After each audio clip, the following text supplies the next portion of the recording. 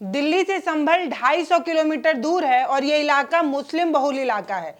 यहीं एक जामा मस्जिद भी है और इसी पर कईयों की नज़र है। हम उन्हीं की बात कर रहे हैं जो बाबर की गलतियों की सजा जुम्मन को देना चाहते हैं, जो ये नहीं चाहते कि देश में शांति बनी रहे, जो ये नहीं चाहते कि यूपी में शांति बनी रहे। वो बस ये चाहते हैं कि दंगा होता रहे, विवाद होता रहे, लोग आपस में भिड़ते रहें, लड़ते रहें। 24 नवंबर को संभल में यही तो हुआ ना। पुलिस के साथ सर्वे करने वाली टीम जब पहुंची तो लोग टीम को देखकर भड़क गए, पत्थरबाजी हो गई, पुलिस ने आंसू गैस के गोले दागे तो आक्रोशित लोगों ने पुलिस की गाड़ियों को आग के हवाले कर दिया। इलाके में पूरा तनाव है। स्थिति बिल्कुल भी बेकाबू जैसी नजर आ रही है। ठीक तो बिल्कुल नहीं है। अयोध्या, मथुरा, काशी के बाद अब संभल की बारी है। क्या बीजेपी और उनकी सरकार को जनता ने इसीलिए चुना था? सुप्रीम कोर्ट क्या कर रही है भाई? सुप्रीम कोर्ट को दिख नहीं रहा है क्या ये सब? आज संभल में जो दंगा भड़का है उसकी कहानी हम आपको सिलसिलेवार तरीके से बताएंगे। आप देख रहे हैं भारत एक नई सोच और मैं हूं पल्लवी। बीते मंगलवार को ही संभल की जामा मस्जिद में सर्वे टीम पहुंची थी और लोगों से बात भी हुई थी, सर्वे भी पूरा हुआ था। तो फिर ऐसा क्या हुआ कि जब दूसरी बार सर्वे टीम पहुंची तो लोगों ने अपना आपा खो दिया? इससे पहले, ये जानने से पहले कि हुआ क्या है, आपको पूरी कहानी जानने की जरूरत है।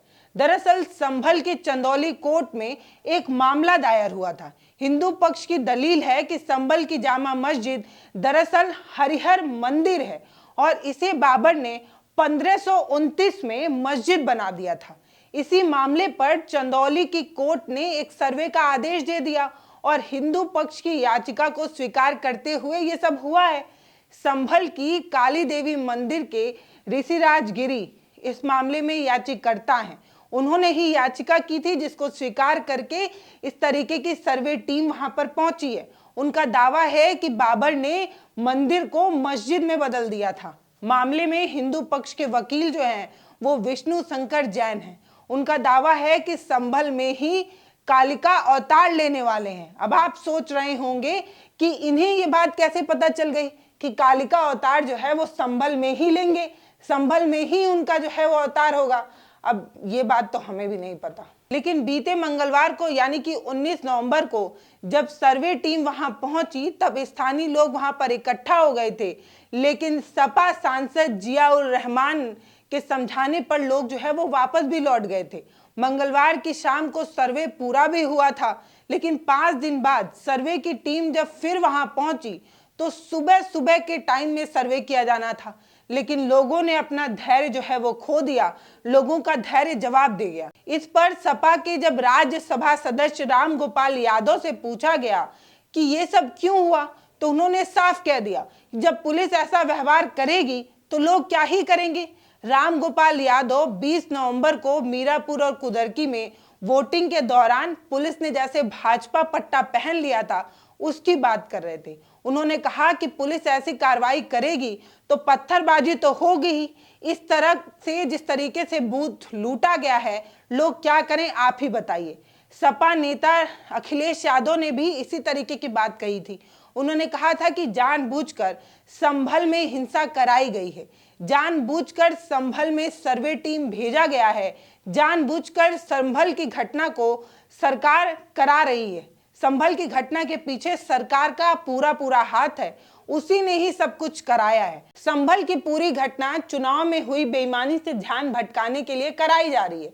मायावती ने भी ऐसा ही कहा। उन्होंने कहा कि यूपी के उपचुनाव के नतीजे के बाद पूरा मुरादाबाद मंडल तनाव में था। सरकार को सर्वे का काम कराना भी था तो थोड़ा आगे बढ़ा देते। इसी समय सर्वे कराने की आखिर ऐसी क्या जरूरत थी? लेकिन ऐसा नहीं किया गया। संभल में जो हुआ है उसके पीछे सरकार है और सरकार ही इसके लिए जिम्मेदार है। अब आपको बता दें कि 20 नवंबर को मीरापुर और कुदरकी उपचुनाव में पुलिस पर क्या क्या आरोप लगे ये भी जानना जरूरी है। आखिर पुलिस को देखकर जनता इतनी क्यों बिदक गई, ये जानने से पहले आपको ये जानना ही पड़ेगा कि पुलिस ने क्या कारनामा किया है। तो आरोप है कि उसने मुसलमानों को जानबूझकर वोट नहीं डालने दिया। कुदरकी में तो खेला ही कर दिया गया। 60% से ज्यादा मुसलमान वाली आबादी वाला सीट बीजेपी जीत गई। हैरानी हो रही है ना?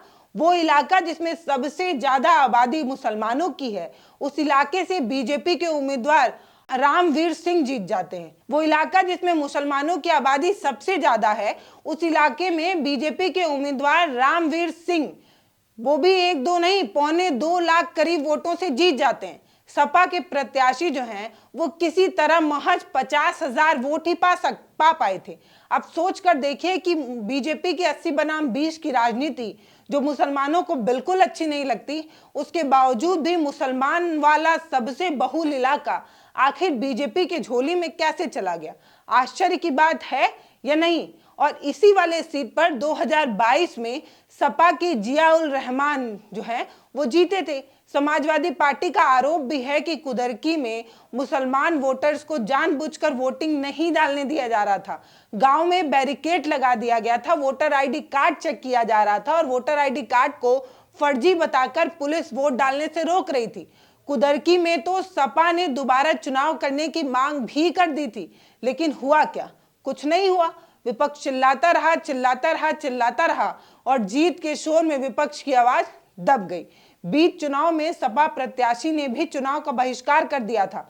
उन्होंने कहा था कि जानबूझकर एक समुदाय को वोट करने से रोका जा रहा है और सिर्फ एक ही समुदाय को वोटिंग का अधिकार मिल पा रहा है। रामगोपाल यादव इसी से आक्रोशित थे और इसी की बात वो कर रहे थे। पुलिस जिस तरीके से व्यवहार कर रही है ये बिल्कुल भी सही नहीं है।